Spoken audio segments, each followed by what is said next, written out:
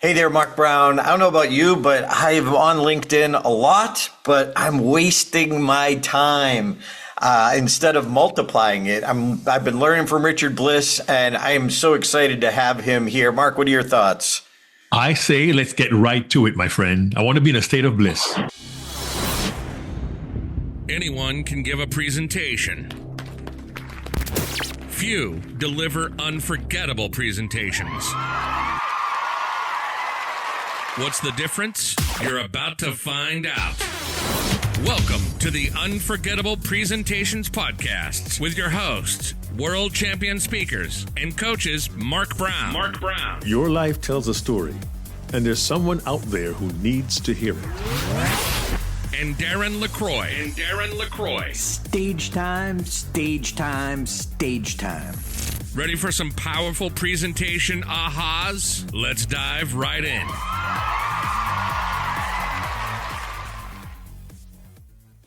First off, Mark, I got to say I appreciate Richard's grace that he gives me because we had him at Game Changers. He taught all this stuff, but I wasn't paying attention enough. And then Chris McGuire's out talking to me like, "Hey, what are you doing? I've been using Richard's stuff, and it's really been helping." I'm almost embarrassed. So, Richard, I'm here. I'm thankful to have you here.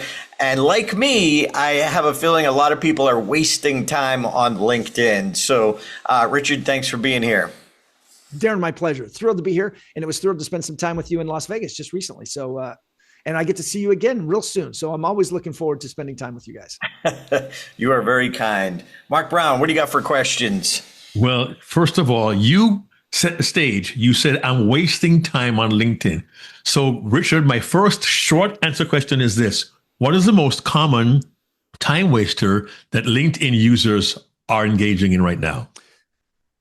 I got to admit, that's a bit of a tough question because almost everything they're doing on LinkedIn is a time waster. And so hey, Richard, don't hold back. Okay, don't hold back. Be really honest now. Come on.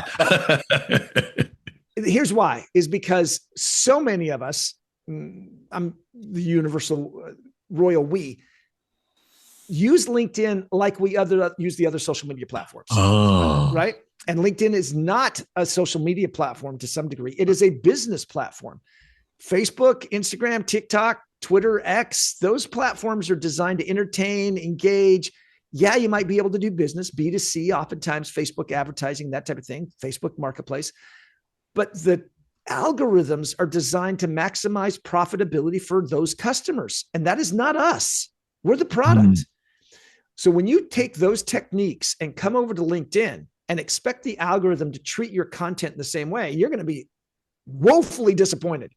So oversharing, posting multiple times, hashtags, links, fancy graphics, all of these things are oftentimes getting in the way of the communication you're trying to do with each other on the LinkedIn platform where you're trying to do business. And most of us are on LinkedIn because we want to do business, not because we want to watch funny cat videos, right? That's why we don't see funny cat videos on LinkedIn, thank goodness, because of the way the LinkedIn algorithm works. So that's the biggest time waster. And I didn't say anything specific. It was more in general. Yeah. Right. Just treating, I see people spend so much time on a LinkedIn post, and so we talk to a lot of speakers, right? We have been on stage oftentimes, but can you imagine if we put the effort into our common conversations with people that we do with our presentations on stage? Okay, I'm going to be meeting these people for lunch. I've got to prepare my opening. I've got to have the joke at 2 minutes. I've got to have this. You're like, no, you're going to go to lunch with a business person to have a conversation. LinkedIn is the exact same way, yet people treat it almost as like, oh no, I got this one post. It's got to have this pretty graphics. I'm going to have this link. I'm going to have that. No. Have a conversation. And that's probably the biggest waster, is that people are spending too much time on the way the content appears rather than simply the conversation that it drives. A quick follow-up question to that, because this is very clear. Business platform, not social media. But because we try so hard to get the content right, I've seen where individuals are calling upon AI to help them craft the perfect post, and they have 8 or 9 different emojis. And you and I talked about this briefly in Las Vegas. I can see your head shaking. Help us to understand what is not a good idea, Richard. Yeah. So emojis. I often tell the story that I started using them. I tried to use emojis because I like chocolate ice cream. So I use the pile of chocolate ice cream with the big googly eyes and the smile. And that's what my team pointed out to me. Richard, that's not chocolate ice cream. Okay. So one of the key things to think about. I hope you all caught that. I hope you all caught that. If they didn't, visualize that, okay? Too bad. They're boomers. If they didn't catch it, they're boomers. So one of the key things here is that emojis mean different things to different generations and demographics. I often ask, does anybody know what the skull emoji means? And it's generational. The younger people are like, oh yeah. And the older people are like, no, should I? It's basically the replacement for LOL. The skull emoji is, you're killing me. I'm dying here. You're killing me, Smalls. You're killing me, Smalls. Okay, I got you. You're killing me. I'm dying here. I'm dead. Oh, wow. Right? So if I use that emoji, you guys up to 30 seconds ago would have thought that was a really different thing I was communicating. So also the algorithm, our latest research, which came out just in April, is showing that emojis, depending on the emojis, are actually interfering with the reach of your content because it's interfering. I have my own theories that's based on research based outside of that, of the human. We process the written word differently than images. So as I'm reading, my brain is processing. I can read, if I push myself up to 900 to 1,000 words a minute. And so I'm just flying. But if there's an emoji, wham, I have to stop, process that emoji as an image, find context of what that means, and then try to pick up speed again. And those emojis interrupt our abilities to consume the information. Yeah, they're fun. But now let's be clear what kind of emojis. I'm talking about all the smiley faces and the unicorns and the rainbows. That's one thing. But I'm talking about like a checkbox or a finger. Those are a replacement for bullet points. Those I understand. But when you start putting in things that I'm trying to, somehow you're substituting an emoji for a word. So there we go. I don't know if that was a really long answer to a really short question. I'm not even sure I answered the question. Well, no, clearly our reaction tells you, hey, stop and think, what do emojis mean? Is there an emoji legend document that says, here's what emojis really mean? Oh my gosh, you're showing your age, Mark. No, no. But it's so prevalent. Think about this. We have all seen the Progressive commercials with Dr. Rick, who's talking about homeowners turning into their parents. I love those. Love those. They're fantastic. Now, one of them is he points to the woman. He says, they're not actually talking about fruit. Okay. He makes that because she's talking about emojis and he's like, they're not talking about fruit. Well, it's a very subtle jab at a subcontext of communication. So you got to be really careful. You start using those emojis. Your audience are reading it from a way different perspective. So that's on the emoji side. Nice. There's so many questions I want to ask. I know go ahead. We mostly have speakers who listen to this, and obviously they want to accelerate their bookings. And I love your method, and I know it's kind of at the end, but I want to bring it up now, and we'll remind them. If we want people to, you and I just did a little seminar, and you showed a great image where someone had nobody looking at their profile or just a few people, and all of a sudden, bam, he used your 3x5 method. Yeah, let's talk about that. He got people looking at his profile. So if we're presenters, we have people who are event planners or speaker bureaus that we want them to get to know us. Well, you brought up a great idea. It's like you got to be interesting in order to get people interested. So let's talk your 3x5 method. Yeah, and you've kind of paraphrased what I said, and that is, if you are interesting, you become interested. Excuse me. If you are interested, you become interesting. And so the way that you become interested is to show that you're paying attention to their content on LinkedIn. Nobody puts content on LinkedIn hoping nobody sees it. All right. But oftentimes people put content on LinkedIn and all they get is a bunch of thumbs up. Yeah. Right. Which is indicating that I didn't find it interesting.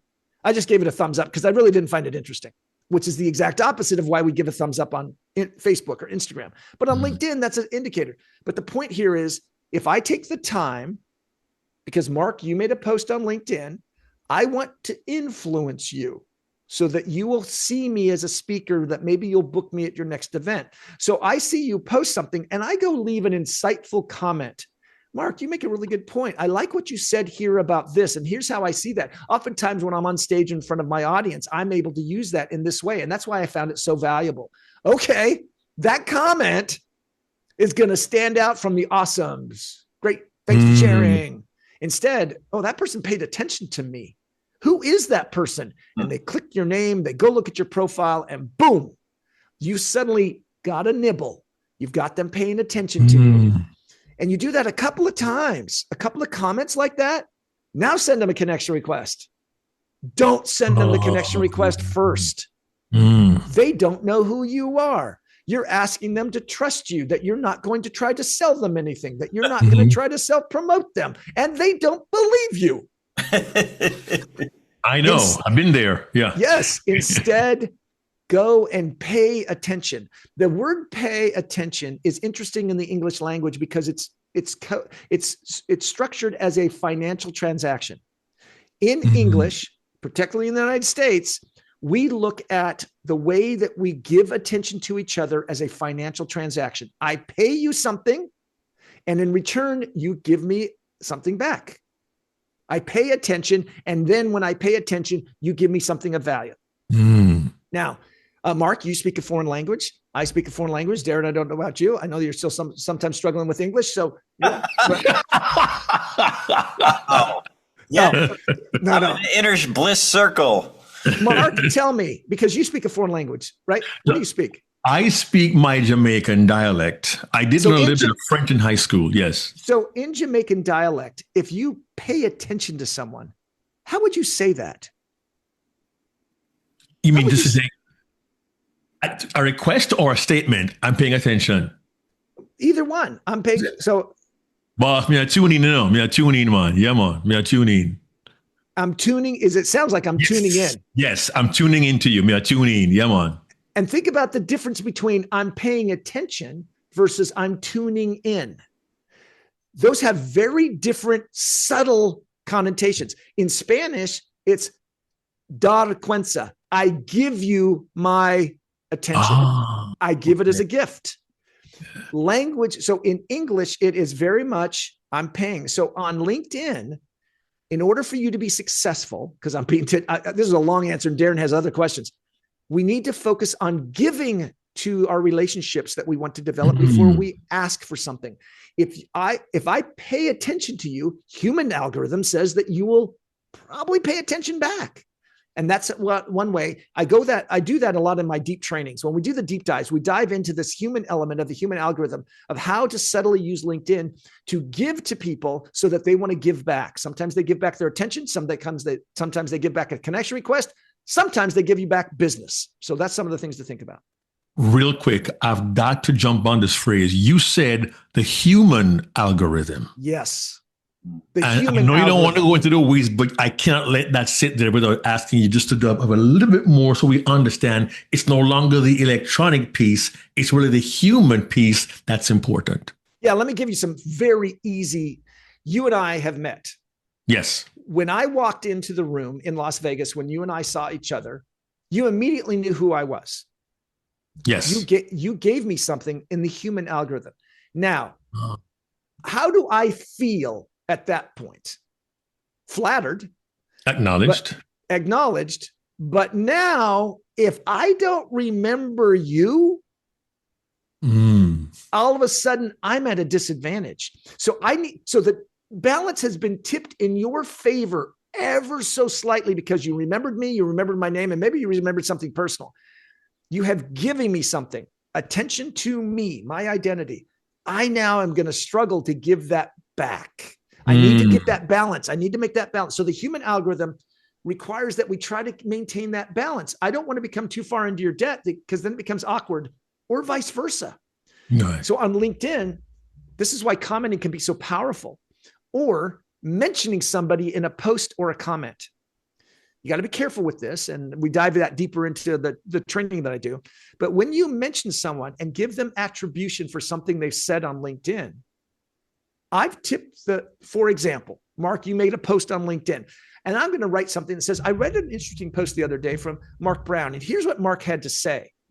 Mm-hmm. And I say it, and then here's why I find this really fascinating. Now, I'm talking to my audience, but I tagged you in the post. You're going to get notified. Yes. Richard Bliss mentioned you in a post. Now, if you don't know who I am, the first question you're going to ask yourself is, who's this guy? Who is this guy? Yeah. And then the human algorithm kicks in, because you cannot ignore the urge to go click and see what I said about you. It's true. That's true. That's true. Yeah, that's true. What did this guy say? I don't know this guy. What did he say about me? And then you come and see that I'm not saying anything about you. I'm using you as an attribution to something you said that I found fascinating that I wanted to share with my audience. What you don't know is I really wanted your attention. And so I used it and I got it. And not only did I get it, but I tipped the balance ever so slightly in my favor. So now the human algorithm causes you to want to rebalance it out. Now, if I send the connection request, you're like, you know what? This guy already gave me something. I'm going to give him something in return. Accept.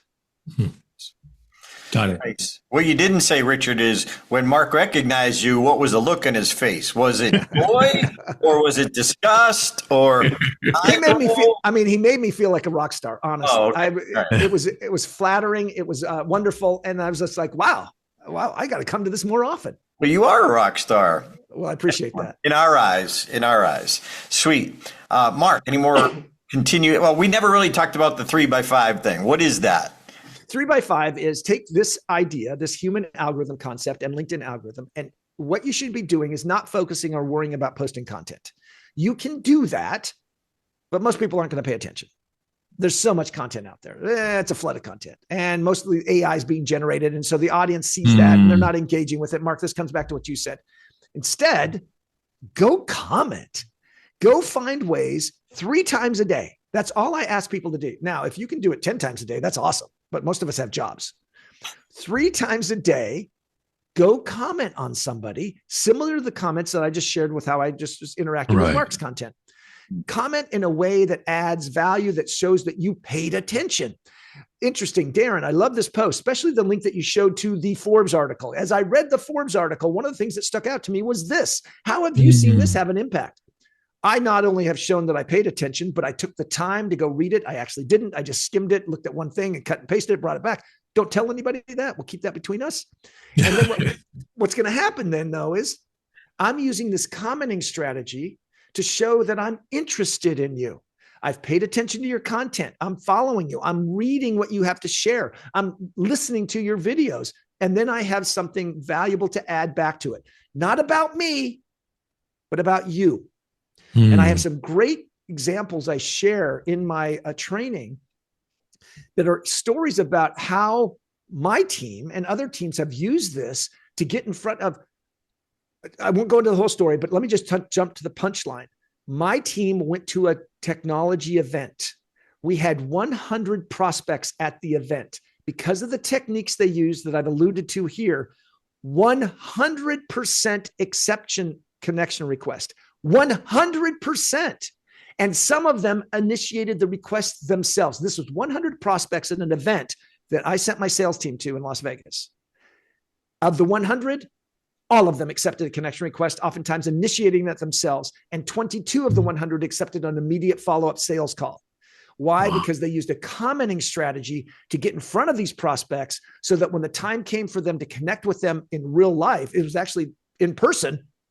Now they were thrilled to connect because my team had given, and now suddenly they just simply wanted to rebalance that human algorithm to bring it back and accept that or initiate that connection request. There's powerful ways you can use this technique to drive interest of other people into you. And that's the 3. What's the by 5? 5 days. 5 days. Do it for 5 days. And what you're going to see now, what your listeners to do is to look at how many people have looked at their profile go into your LinkedIn analytics and see profile views. Now, most of your listeners don't have Sales Navigator or LinkedIn Recruiter or LinkedIn Premium. So they're going to see a number. Let's say that number is 180.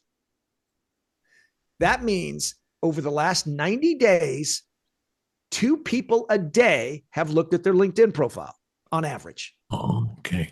Okay. Now, if you have a more advanced premium, you'll be able to see a lot of that analytics. But in this case, I don't. I'm just going to see 180.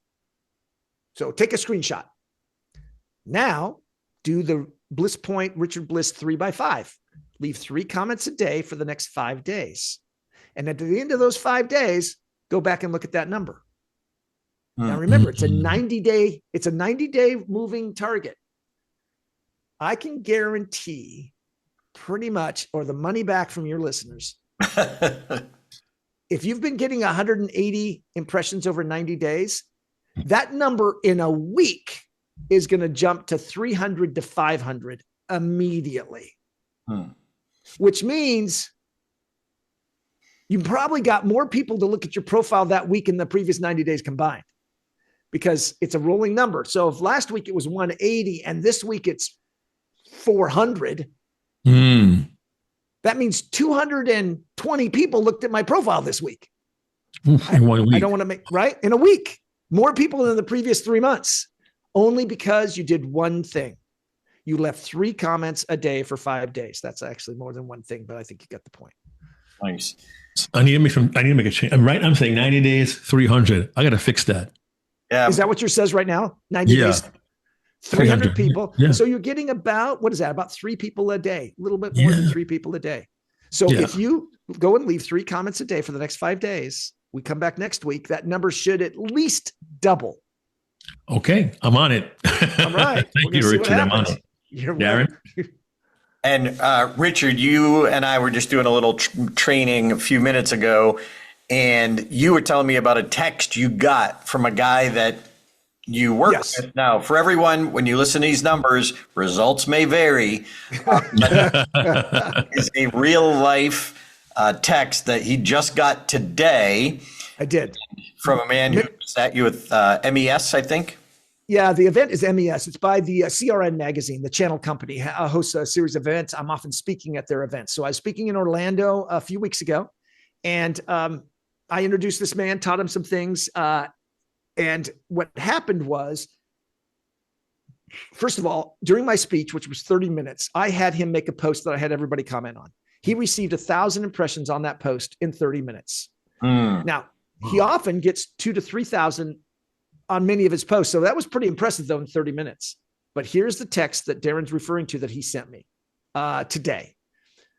Hi, Richard. I wanted to thank you for the LinkedIn advice. Since the event, I have been making my posts shorter and breaking them up into 2 or 3 lines and a space. Because I told him, look, don't do more than 3 lines per paragraph. It's hard to read.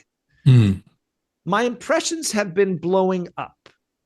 I'm getting between 10,000 and 30,000 impressions per post versus the 2,000 to 3,000 max before. Wow. He said that to me. His name is Brent Hamilton. You can go look him up on LinkedIn. Tell him you heard about him here on the podcast. But yes, he texted that to me, and I was like, wow. He says, I'm also commenting on other posts 3 times a day and responding to my comments as well. Thank you.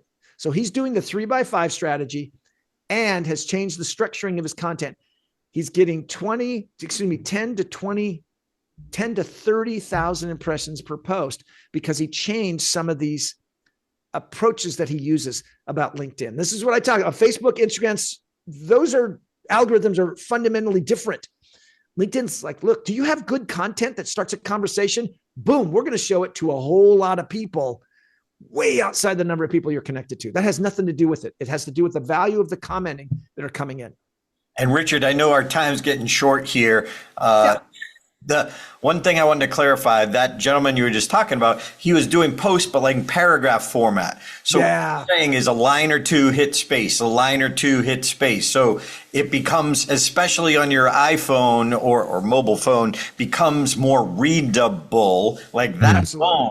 And then he was making shorter. So it actually is less time if you follow this, but the impact is ginormous. I like 120 words per post. That's a good number. Our research report showing shorter posts are starting to do better, but I'd say when we say shorter, under 10 words, no, that doesn't count. But 120 is a good number. And then somewhere, 80 to 120. That gives you enough real estate to actually say something that causes people to want to participate in the conversation with you. Okay. I have one more question. Sure you do. I bet you have a lot more questions. We get a hard stop in 5 minutes, so I can't just put my client, but I got to ask this one. People, I've been told, our profile, the way we write a profile can really change the game for us. We often put, here's our bio, what we've done, where we went to school, all the great things that we do. And others say, no, show how you can serve an audience. Others say, no, be more fun, be more conversational. I've heard so many ideas. I don't know what to do with my profile. All right. Tell you what, here's what I'm going to do. And this happened this morning. I've been on sales calls this morning and was speaking to a vice president of sales at a tech company. And I said, your prospects, clients, partners, vendors, they're all looking your LinkedIn profile up to see if you can solve their problem. So here's the opening to his LinkedIn profile. You tell me who he's talking to. Here we go. Hello, I'm an accomplished professional with a wealth of expertise devising strategic sales initiatives, uncovering new business opportunities, executing growth plans, producing acquisition and channel program strategies, managing channel relationships, and building high-performing teams. I'm adept at delivering innovative ideas to enhance sales efficiency, organizational productivity, and brand awareness. Who's his intended audience? Management and sales forces, or no? Darren? I would just say he thinks it's everyone. But he also sounds like, and I asked his team in front of him as I read this, who does it sound like your boss is talking to? And they all said unanimously, recruiters. It sounds like he's talking to his next hiring manager. I'm an accomplished professional with a wealth of expertise devising strategic sales initiatives, uncovering blah, blah, blah. I'm adept at delivering innovative ideas to enhance sales efficiency. What does a customer care about that? And so instead I said, let's shift it.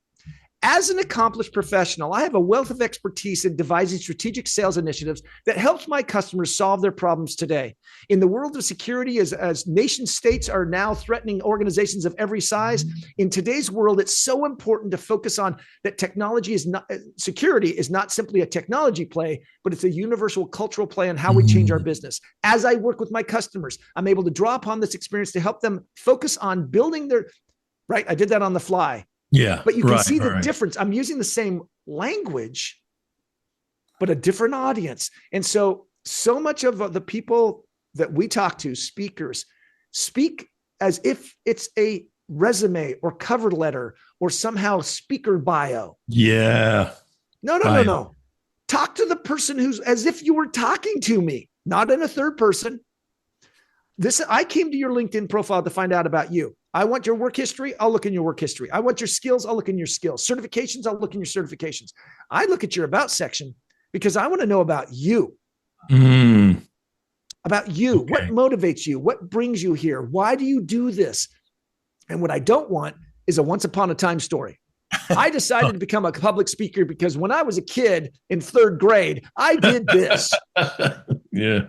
I don't care. Nobody cares. Now, you might put that at the bottom because that's interesting after I found out everything I want to know about. But then I was like, oh, that's interesting. There we go. We're at the top of the hour. I'm being sensitive to your time. This has been awesome. I appreciate you guys having me on the show. All right. Well, we know you got to run.